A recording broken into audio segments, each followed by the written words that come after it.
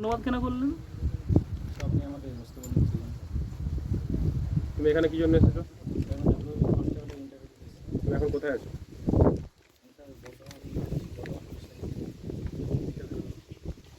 ধরুন আপনি সিলেক্ট হয়ে গেছেন, আপনার ফার্স্ট নৈতিক কর্ম কি থাকবে?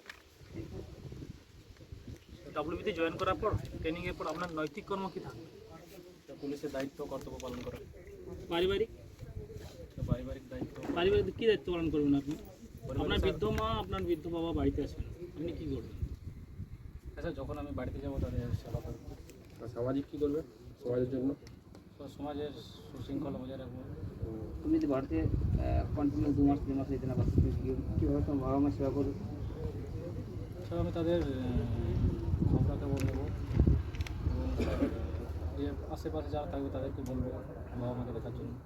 ধরুন আপনি ডিউটি করছেন, অন ডিউটির মধ্যে আছেন, আপনাকে সাধারণ 100 জন পাবলিক মানুষ ঘেরাও করেছে, আপনার উপর চড়া হয়েছে, আপনি সেই মুহূর্তে কী করবেন?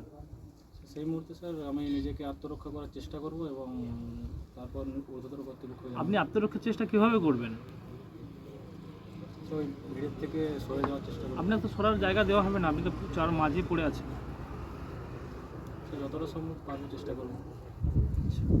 মনে করুন আপনার কাছে মোবাইল আছে, আপনি তখন কী করবেন? সে আমার ঊর্ধ্বতর কর্তৃপক্ষকে জানাবো এবং সাহায্যের জন্য। ওইটাই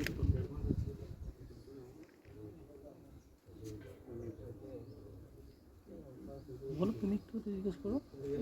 তোমার শিক্ষক যোগ্যতা কি? স্যার আমি 2021 সালে গোবিন্দপ্রসাদ মহাবিদ্যালয়ে স্নাতক।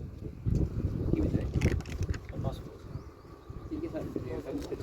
স্যার বাংলার সাবজেক্ট আর ইন্টারভিউ খুব ভালো হয়েছে। ধন্যবাদ স্যার।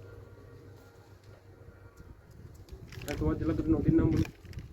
দারুণ ইন্টারভিউ, তারকেশ্বর আর বলা আমাদের স্টেপ ভালো। তারকেশ্বর নদী না নদ? তারকেশ্বর নদ। নদীর মধ্যে পার্থক্য বলো।